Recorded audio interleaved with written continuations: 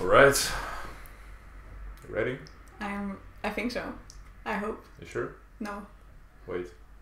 We can wait. We can. No. That's We fine. can. That's Okay. fine. We can start? Yeah, we can start. Hello everyone, it's HIJ podcast here. Alashkanda, Nikita Wiessner, Hello. also known as Ellie Golding, #1 fan in the whole Dordrecht / Rotterdam / South Holland. Yes. I think I share the top spot in Dordrecht with my best friend. Yeah? Yeah, I've infected her. My god. Alright, so we have 2 Ellie Golding fans in here. That's already good, that's already something. So Ellie, if you want to have a good gig here, you can come play to Dordrecht. You'll at least have 2 people coming to your concert. Yeah, you can do a living room concert. You should show them my little Ellie Goulding tribute. We'll show it. So there's like a small altar with Ellie Golding photos around no, it. There is don't make it worse. About of candles. There is also, I think, isn't it a lingerie? My god. Nikki. Forbes, what are you I doing? didn't know you were such a fan of Ellie Golding. It's just anyway. 2 CDs. Let's keep it clean. Anyway, let's keep it clean. Alright. People won't see it, so. Yeah, well, people will think I'm a weirdo now. No, you're just a fan. You're just a real fan, you know. Like, everyone knew already that I know, but now the internet knows as well. Of course. So. Disturbing. Nikita. Vova. Introduce yourself. Okay. Well. Who do you think you are now? Still the same person as I was 5 minutes ago. 5 minutes ago, okay. No, hi guys, I'm Nikita. I am 25 years old, from the Netherlands. From Dordrecht, as Vos already mentioned, living in Rotterdam right now.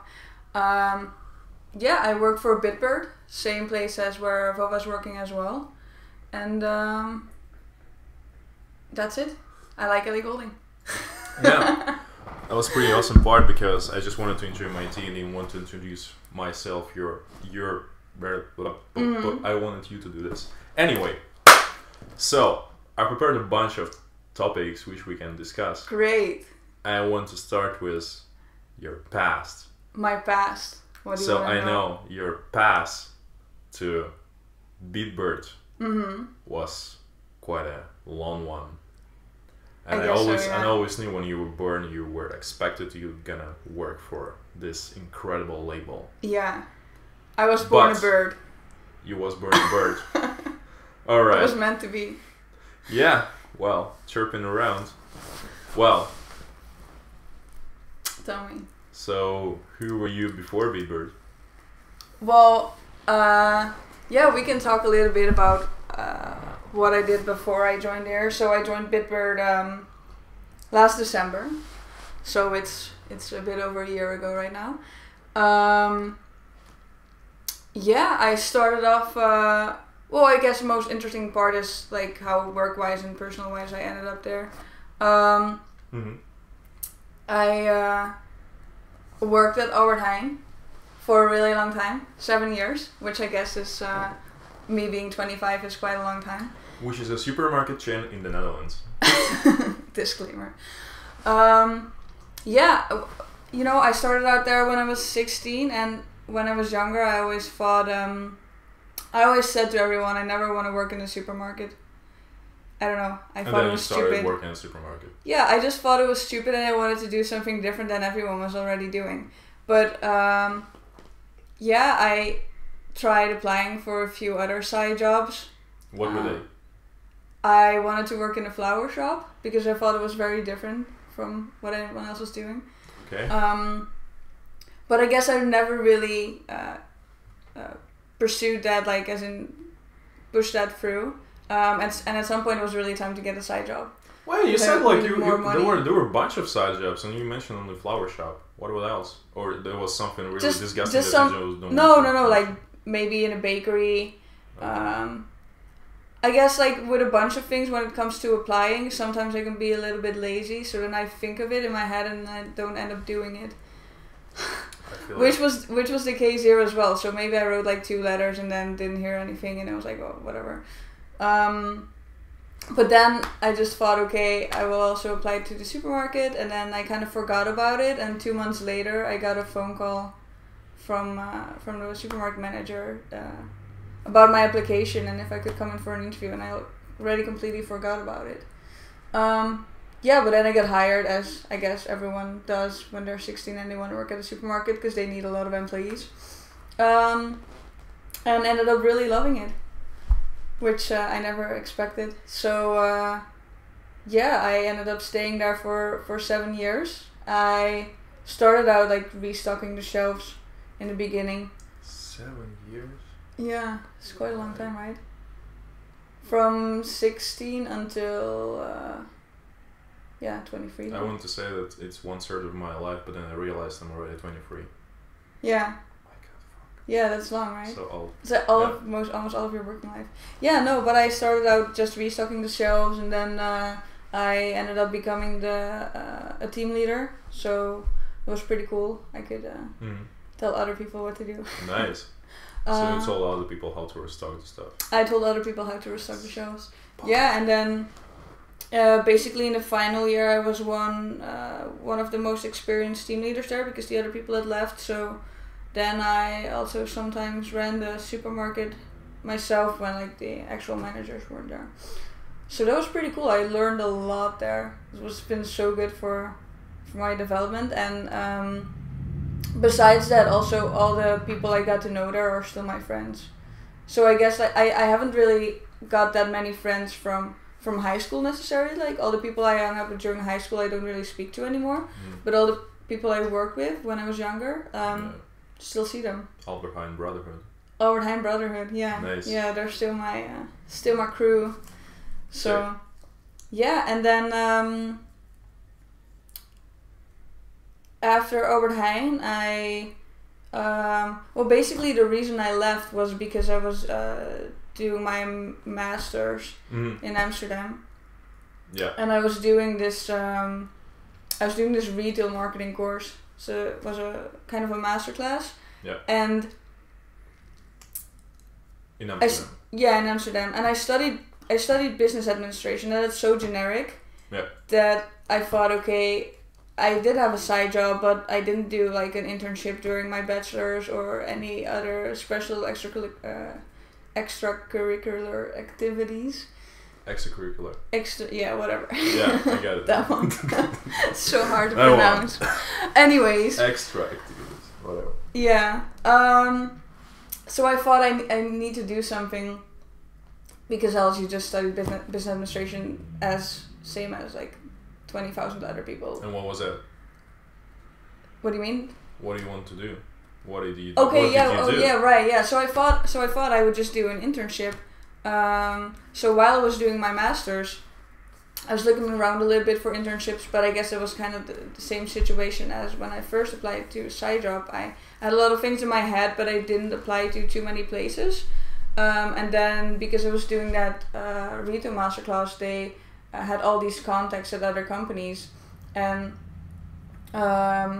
my professor then said like, yo, we have this company, it's called MyMuesli, and they're looking for an intern. Does anybody want to do that internship? And I was like, well, I haven't got an internship. I want to do one. I need one. So why not? And it was in Berlin, which was extra special to me because I lived there a little bit before. Oh, you lived there before you worked for MyMuesli. Yeah. So I mean, I guess we're jumping back and forth, but Okay. When I did my bachelor's, at some point I had to choose my master's, and I was a little bit late with checking out what kind of master's I wanted to do, because I never really thought about that. So when I did start to think about that, and I looked at the Erasmus website what kind of masters there were, there was only one I found really interesting, which was the International Management SAMS Master. So that's kind of a combined master. You get like a master's degree from your university, and you get like this special SAMS diploma. And the SAMS is like a European, but now they expanded also globally. So now it's like a global network of business universities and like multinationals. So they do a lot of collaborations, and they had very strict admission requirements. So you had to have like really good grades. You had to speak 3 languages, or at least like starting to speak 3 languages, and then you had to go through like several rounds. So what were your languages? Well, so I had French in high school, and then besides that I speak English and Dutch. But but my French is, even though I had it for 6 years, it's still kind of crap. I can't really speak French, so I thought that was not really an option because I'm never gonna learn that. And also I don't really have the ambition to live in France or whatever. So I thought German would be a good solution. And even though I didn't have German in high school, or I had but only the first year, because after that I chose French, I thought it would be easier to learn. So I decided to do a German language course in Berlin to make sure that I at least had that requirement fixed. And I took an extra year of my bachelor's to get better grades. Okay. So I redid a lot of courses. I think I redid like almost 5 or 6 courses to improve my grades there. Yeah, and that's when I moved to Berlin for the first time. Stayed there for a few months. Nice. At a language course. Which it year was a was really it? fun time. 2014. My God, I also was learning German in Berlin in Oh no, it was 2015. Sorry. Oh, 2015. Yeah. We missed each other. Yeah. Where do you study? At the Goethe Institute. Oh, okay. I studied at Humboldt Institute. Ah, right. Yeah. But Humboldt is like, that's just the university, right? This is... No, they also have like... They probably decided to play on the name of the famous university, which is in Berlin, Humboldt Institute, which is in Humboldt University. But they just decided to like make language courses and call them Humboldt Institute. Ah, okay. So probably as how just to trick people. Yeah. I was strict. But before that, I also did the Goethe Institute course in Munich. Oh. But you did 2 German courses? Yeah. In 2014. So... One, then... Ah, how good is your German? Well, when I last did my... What was it? Test? For German? DAF. Yeah. Deutsch als Fremdsprache. So that was B2 C1. But because I haven't practiced it for 2 years... We can practice German in the office. I need to practice my German sometimes. I also need, but I think I already forgot most of it. But yeah, I was pretty good. It's way better than Dutch. It was way better than Dutch. Yeah, now it's a crap because you know what was the problem with languages? If you don't practice them, they for sure. I have the same thing. Like I haven't practiced it that much in the past year. Yeah. So that's great. We can like do a German-Dutch tandem, and you can practice your Dutch, and I can practice my German. Language buddies. Yeah. Hey. Yeah, but anyways, to come back to the story. Hey, hold your horses. Okay. So, you as a person, as a Dutch person, who learned the German, like properly learned German. Well, I mean, I had one language course, so there are many people that speak way better German than I do. I mean, in terms of, okay, so like you as a Dutch person, you learn German, so do you think those languages are similar? Yeah. Like really similar? Yeah. And was it easier for you to learn? Yes, for sure. Yeah, cool. I was like the only Dutch person in my class, and you have to imagine that I never spoke German before that course, like except for my very first year of high school, which was almost 10 years before that. Am I saying that correctly? Yeah, 9 or 10 years before I started doing that course. Don't really watch any German television, or like I never really hear any German around me. So I went to Germany. That was like the very first thing. It just basically started from scratch. Yeah. But because it's so similar, you kind of, as a Dutch person, you kind of get away with saying things with a German sound. Yeah. Oh my god. So that was so that was also like I could enter on like A2 level already. Which was solely because of the fact that I could read it quite okay because it looks a bit similar. Yeah. I could speak it relatively okay because I would just say things in Dutch with a German sound, and then like 7 out of 10 times you're right. But Can my you say grammar. something in Dutch but with German accent? Oh God. No. No, I mean, like, I just want to hear how would it sound. Jesus. No, I can't. Sorry, I'm panicking.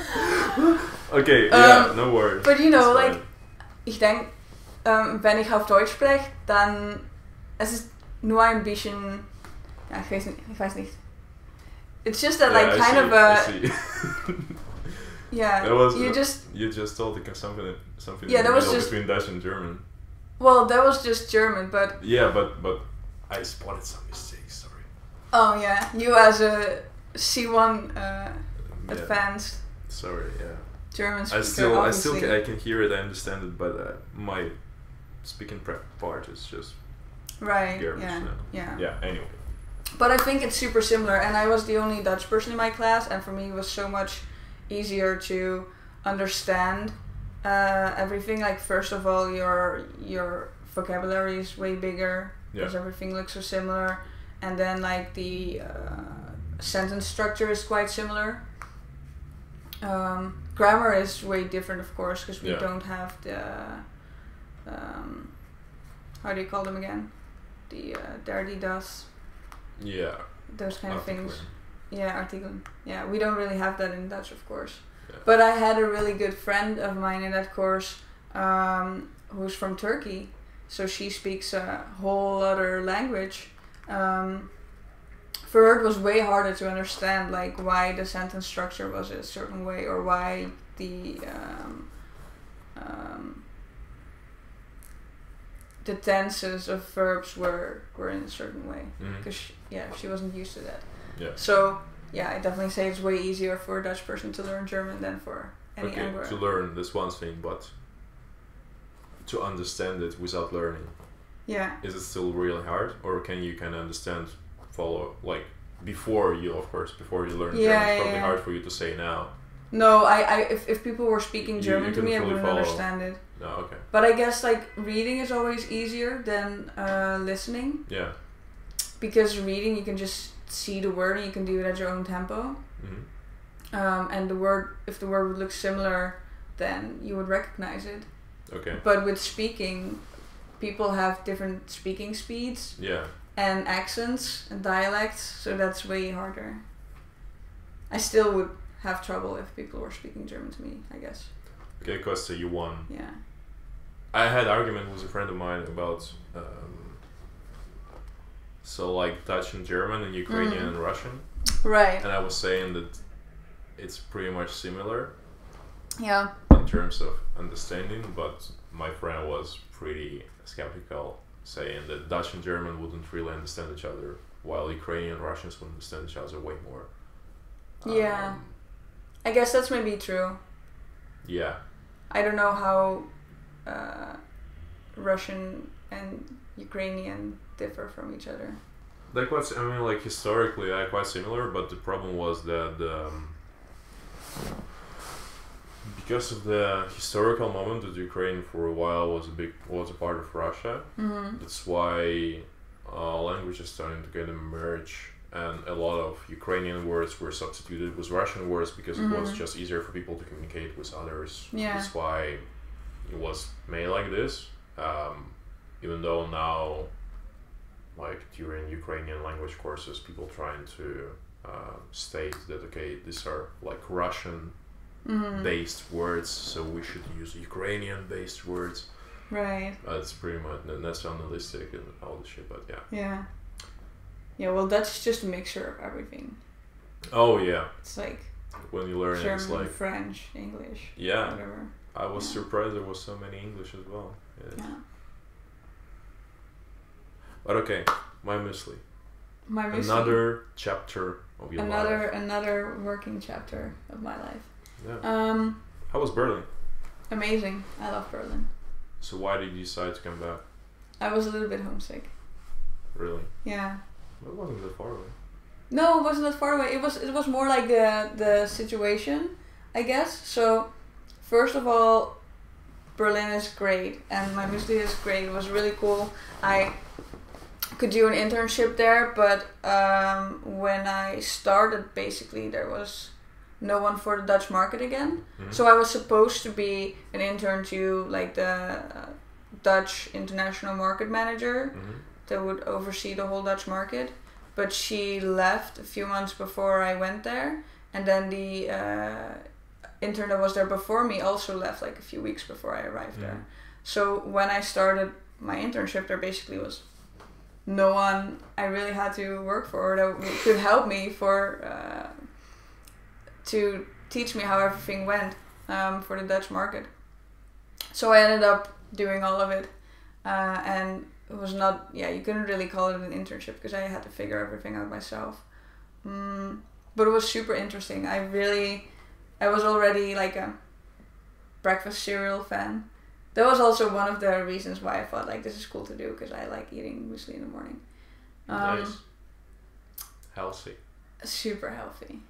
Well, now I don't eat breakfast anymore, but that's another thing. Why? Well, I started like doing that intermittent fasting thing that Woody is doing. And how is that going? Really well. It's going really well. Why did you decide to start it? Because I'm always like a bit, I don't like to get up early just to have breakfast. I like breakfast, but I like when you have the time for it. And I feel like I don't really have the time for it in the morning. When do you wake up then? Depends on the morning. 10, 11. No. I'm in the office. Like, I need to leave for the office before that. No, I don't know. Like, sometimes 9, sometimes a bit earlier. Definitely don't wake up at 5 like other people are doing. Who? Caro. Caro wakes up at 5? Yeah. Oh. That's sick. Anyways. Yeah. Intermittent fasting. Other subject. But yeah, and MyMuesli was really cool, and they really had a nice vibe there. Like, I was working on the marketing department, and that's just basically the whole Berlin office, because they also have a factory in Passau, close to Munich. But yeah, everyone was just really nice. It was a really cool company. But I had to do most of the things myself, because I was the only one speaking Dutch, and there's a lot of translations that you have to do. So how it would work is they would have like the German pages on the website, for example, and the German marketing campaigns, and I would have to translate that to Dutch, and also think of like more marketing campaigns that would fit the Dutch people, because the breakfast culture in Germany is way different from Dutch breakfast culture, because in Germany it's way more normal to eat breakfast cereals in the morning, but in the Netherlands everyone's still super fixed on bread.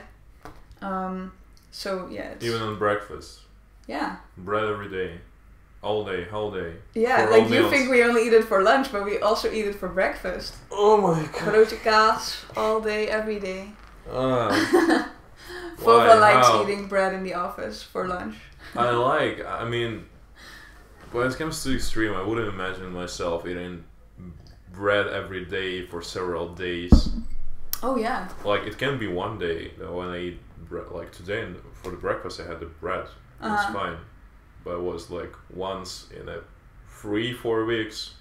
No. Like and how usually I just do cereals and that's it. Yeah, no, how you grow up in the Netherlands is you get your bommetje, your sandwich in the morning, and you get it to take away to school. Like that. So. Well, actually, for school, nice. I had the same. I usually had a just sandwich. Yeah. For breakfast, but I also used to wake up at 7, so my dad always was making me sandwiches. Yeah. With sausages and cheese. I was like, But there you would also eat bread in the morning. Yeah, I mean, like I used to eat bread so in the what's morning. The difference? But I mean, I don't know. Like at some point of time, I was like kind of pissed off about that. I'm probably tired of eating bread, at least in the morning, because if I ate it in the morning, so it was fine for me. But then I eat something else. I eat like warm meal, usually soup for the lunch or something else for dinner. So that's why for me it was kind of fine. Like eating bread for breakfast, then for lunch, and then for dinner. Well, we eat don't bread on eat top that of the much bread. for dinner. Yeah. You don't eat for much for dinner, but why then dinner usually are warm meals in all the restaurants? Like for the lunch you can get a sandwich. Yeah. But for dinner you can get pasta whatsoever. I don't know. That's just how it is. I don't know, but why are you saying that for dinner you don't really eat much? Eat bread much. Oh, eat bread. I said like you don't. Oh eat no much. no Okay. no yeah. But still eat. Like Well, bread sometimes. with pasta. How is that? No. Well, I mean, if you would go to the restaurant, you can have like bread as a starters. Yeah. That's everywhere, I Too guess. much bread. Yeah. Well, yeah. I mean, I spotted it. Like also people figures. I mean, in terms of the structure. Probably because of eating too much bread. Usually like people the here body. are just like this. Is that what happens when you eat too much bread? Yes, that's what happens. Maybe I should cut down on my bread. Then. I mean, like yeah. So a lot, Cut down like the gluten. usually all the Carbs. Dutch people exactly like just like this, and I'm like, Yeah. okay. I was like, okay, why is that? And I was like, okay, they just eating bread all the day, and that's it. So that makes sense. Carbs all day, every day. Yeah. Yeah. Well, that's funny. Yeah. Huh. Okay. Anyway. Yeah. Which My bread do you Muesli. prefer? Oh. Dark bread. Okay, what's your favorite sandwich? Let's put it like this. My favorite sandwich. Yeah. Like if you can choose one and only sandwich that you can eat every day, Oh. Ooh. what would be that?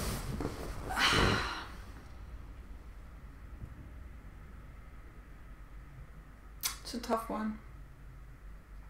Because I do get sick at some point of the same things. But there is this one thing you always come back to. Even though you kind of get sick for a bit, but you're still gonna eat your brozikas or whatever. Yeah, then it will probably just be peanut butter. Peanut butter. Yeah.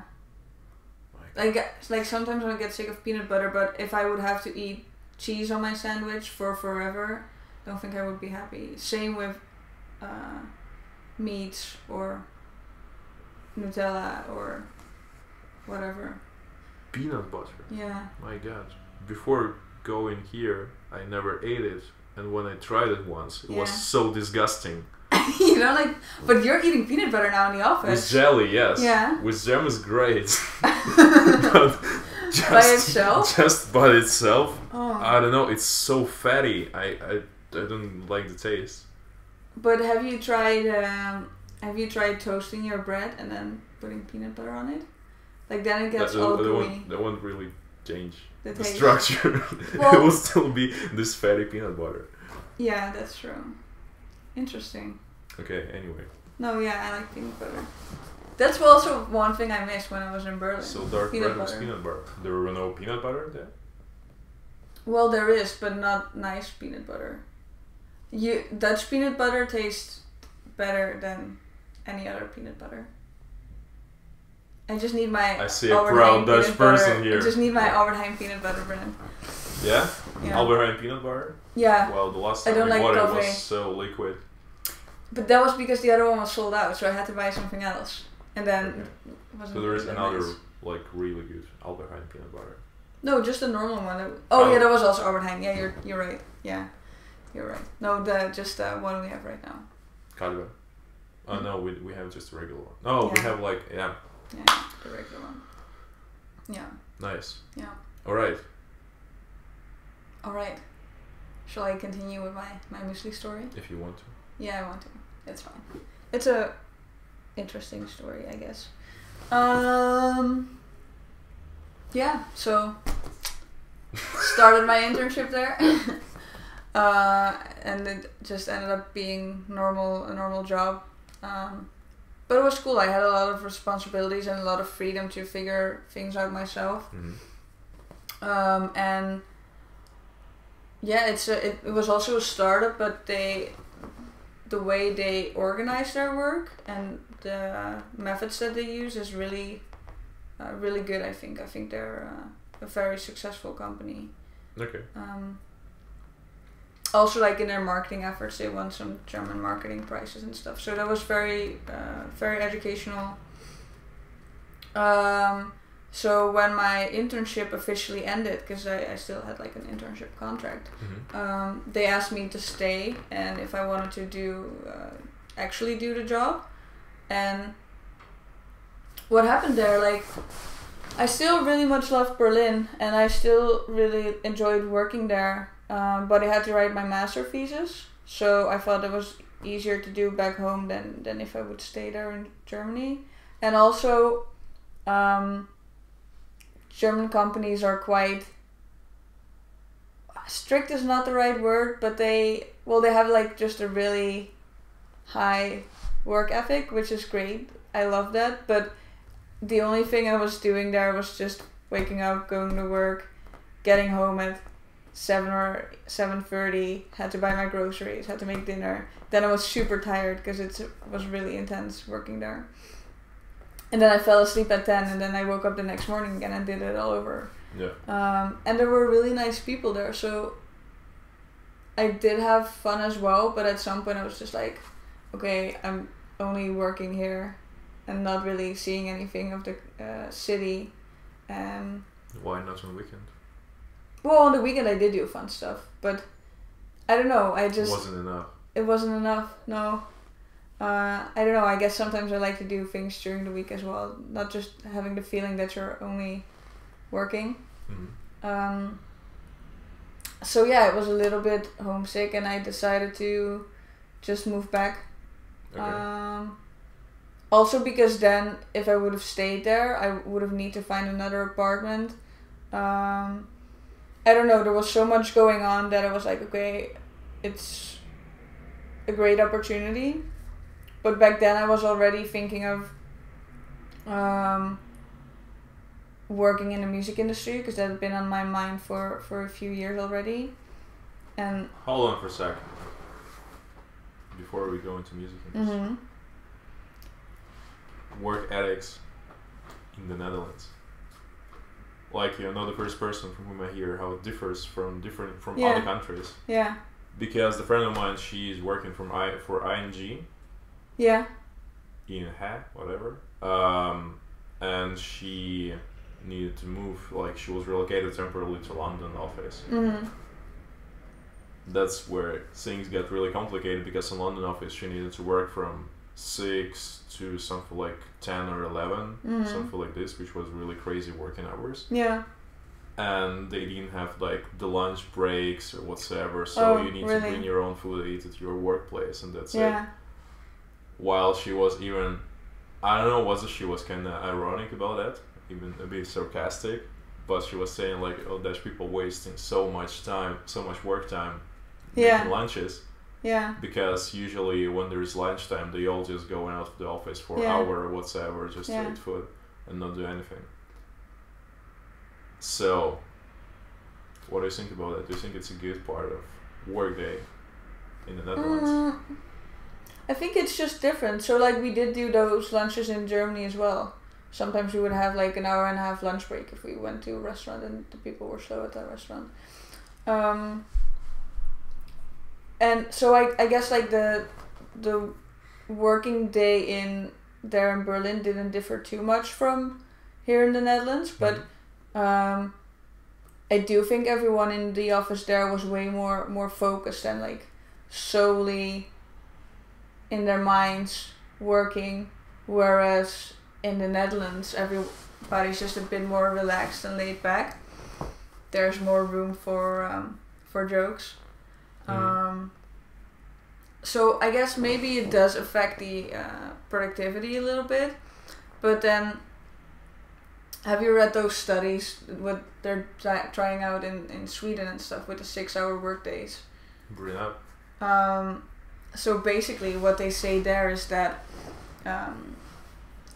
you can be more efficient and more creative, and as a company it would benefit you more if you would introduce 6-hour working days, because it's impossible for people to concentrate for a long time or to be more creative if you work like 10 hours a day maybe.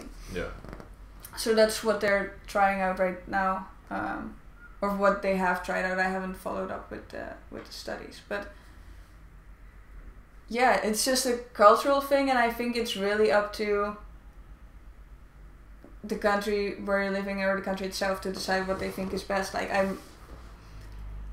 I think 6 hours might in some instances be a bit too little, but I do think that if you would work for 6 hours and like you would be really into that and really use those 6 hours effectively, that it can be better than sitting in an office for 10 hours and then 50% of the time you're just not doing really anything, which also happens. I guess if you go to a random office in the Netherlands, there will be a lot of time wasted on not working. Yeah.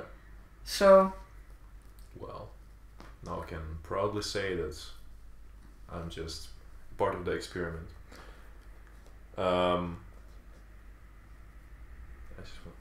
don't want to elaborate further right now. No? Okay. No, I mean like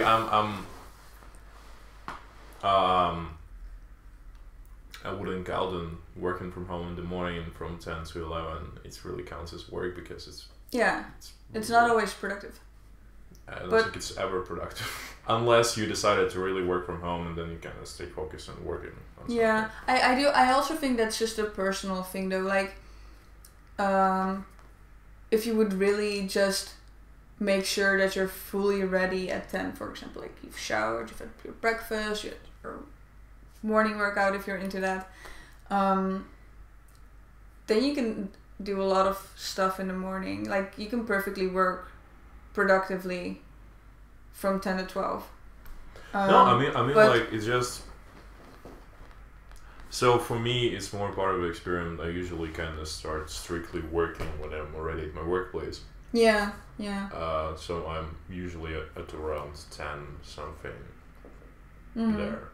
Yeah. Because before I may check Flip or some emails or whatever, but before that I still, like, I would be really focused only when I'm there. Yeah, I guess I agree. I also work better when I'm in an actual office than when I'm at home. I don't know what it is. No, I mean like I'm usually like if I know what I need to do, I have like a plan for a week or whatever. So because all those PPPs. Yeah. For God's sake. I just know what I need to do, so I kind of plan my week and I know what's still left to do, and I kind of know where I can go to office later, or something. So I'm kind of where I wouldn't say that I'm usually working like 8 hours a day, but I'm always kind of staying alarmed, just in case I need to bring up, because like working with US guys, it's always you need to be up until midnight or whatever. Just in case exactly. Like I feel like with us, like I'm also not in the office for 8 hours, but then I do often still do emails or sleep or go with people in the evenings when I'm at home. Sure. And early in the mornings as well. So I think we definitely work like a lot of hours, but it's just not in the office all the time. Yeah, that's what I like. Yeah, same. Like it's exactly, and it's way more relaxed. So we have a lot of freedom in that sense, and that allows you, I guess, to be more productive as well. Yeah. Like if it's just an off day for you, which can happen sometimes. Yeah. It's fine. You can compensate that. Like if you're not productive in the morning, then you just go work a bit more in the evening or whatever. Yeah. But if you would have these crazy office hours as that person in London has, or what was the case when I worked in Berlin, then you won't really work outside of your office hours. But then sometimes when you're in the office, you're just tired and you're staring at your screen, and that's not really effective either. So then it's better to have like that freedom to just not work when you don't feel like it than when you're forced to work, but then you're just tired, so you don't do anything. That really makes sense. Does it? Really makes sense to me. Great. Sounds like a good label manager. Well, thank you. We're gonna find that out. We're gonna find it out next year, January 1st. So, I think it could be a good transition to bitbird music and whatsoever you do with your life right now, Nikita Wiessner. Yeah. Oh, do you have a second name or not? Yes, I do. What's the second name? Esme. Okay, Nikita. Esme Wiessner. Yeah. Esme, my god.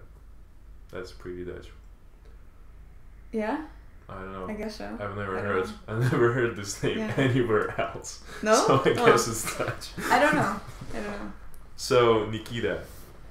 Oh, do you prefer Nikita more, or it's just like Nikita is your first name, Esme is your second name? But no one ever called me Esme. Yeah, I mean that's what I'm asking, because some many people know. Some people just like, oh, I don't like my first name, so I'd rather people call me with my second name. Right. No, I don't have that. Okay, cool, Nikki. I like